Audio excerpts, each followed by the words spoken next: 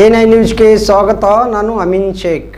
ಇಂದು ವಿಶ್ವಗುರು ಅಣ್ಣ ಬಸವಣ್ಣನವರ ಜಯಂತಿ ಆಚರಣೆ ನಿಮಿತ್ತವಾಗಿ ಕರ್ನಾಟಕ ರಕ್ಷಣಾ ವೇದಿಕೆ ಸ್ವಾಭಿಮಾನಿ ಬಣ ಘಟಕ ವಿಜಯಪುರದ ಎಲ್ಲ ಪದಾಧಿಕಾರಿಗಳು, ಕೆಲವು ತಾಲೂಕಾ ಘಟಕದ ಪದಾಧಿಕಾರಿಗಳು ಭಾಗವಹಿಸಿ ಅದ್ದೂರಿಯಾಗಿ ಬಸವ ಜಯಂತಿಯನ್ನ ಆಚರಿಸಲಾಯಿತು. ನಮ್ಮ ಸಂಘಟನೆಯಿಂದ 2022 ಏಪ್ರಿಲ್ 30ರಂದು ಬಸವ ಜಯಂತಿ ದಿವಸ ರಾಜ್ಯದಲ್ಲಿ ಸತ್ಯದ ಆಡಳಿತ ಬರಬೇಕು ಎಂದು ಶಪಥ ಮಾಡಿಕೊಂಡಿದ್ದೇವೆ. ಅದರಂತೆ ಅದೇ ದಿನ ಮಾನ್ಯ ಜಿಲ್ಲಾಧಿಕಾರಿಗಳಿಗೂ ಕೂಡ ಜಿಲ್ಲೆಯ ಆಡಳಿತದಲ್ಲಿ ದಕ್ಷತೆ, ಪ್ರಾಮಾಣಿಕತೆ ಮತ್ತು ಪಾರದರ್ಶಕತೆ ಬರಬೇಕು ಎಂದು ಮನವಿ ಸಲ್ಲಿಸಲಾಗಿತ್ತು. ಸದರಿ ಮನವಿಗೆ ಸ್ಪಂದಿಸಿ ಮುಂಚೆ ಇದ್ದ ಮಾನ್ಯ ಜಿಲ್ಲಾಧಿಕಾರಿಗಳಾದ ಶ್ರೀ ದಾನಮ್ಮನವರು, ನಿಮ್ಮ ಸಂಘಟನೆ ಒಳ್ಳೆ ತೀರ್ಮಾನ ತೆಗೆದುಕೊಂಡಿದೆ.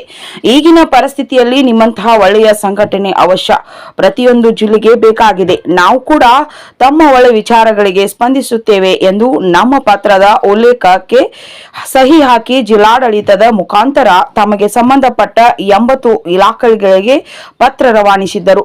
ನಾವು ಕೂಡ ಕರ್ನಾಟಕ ಸರ್ಕಾರಕ್ಕೆ 2 ಸಾರಿ 0% ಕಮಿಷನ್, 100% ಕಾಮಗಾರಿ ಮಾಡುವ ಮೂಲಕ ಭ್ರಷ್ಟಾಚಾರ ರಹಿತ ಪೂರ್ಣ ಪಾರದರ್ಶಕ ಆಡಳಿತ ನೀಡಬೇಕೆಂದು ಮನವಿ ಸಲ್ಲಿಸಿದ್ದು ಮತ್ತು ಅಣ್ಣ ಬಸವಣ್ಣನವರನ್ನು ಸಾಂಸ್ಕೃತಿಕ ನಾಯಕರನ್ನಾಗಿ ಘೋಷಣೆ ಮಾಡಿದರೆ ಸಾಲದು, ಅವರ ಆಚಾರ ವಿಚಾರಗಳು, ಬದ್ಧತೆ, ನಿಯತ್ತು ಕರ್ನಾಟಕ ಸರ್ಕಾರದ ಆಡಳಿತದಲ್ಲಿ ಬರಬೇಕು ಎಂದು ನಿರಂತರ ಪ್ರಯತ್ನಿಸುತ್ತಿದ್ದರು.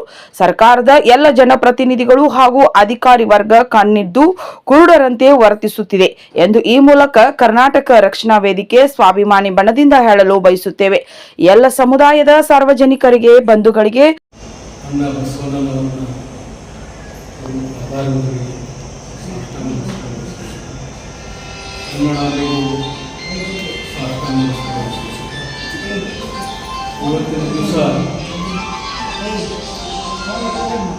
ಬಸವೇಶ್ವರರ ಜಯಂತಿ ನಿಮಿತ್ತವಾಗಿ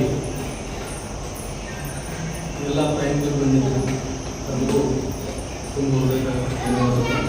ಹಾಗೂ ನಮ್ಮ ಎಲ್ಲ ಜಿಲ್ಲಾ ಮತ್ತು ತಾಲೂಕು ಪದಾಧಿಕಾರಿಗಳು ಕೂಡ ಆಗಮಿಸಿ ಈ ಜಯಂತಿ ಉತ್ಸವಕ್ಕೆ ಶೋಭೆ ತಂದಿದ್ದೀನಿ. ನಿಮ್ಮೆಲ್ಲರಿಗೂ ಧನ್ಯವಾದಗಳನ್ನು ಸಲ್ಲಿಸಿ, ಇವತ್ತಿನ ದಿವಸ ಅಕ್ಷಯ ತೃತೀಯ ದಿವಸ.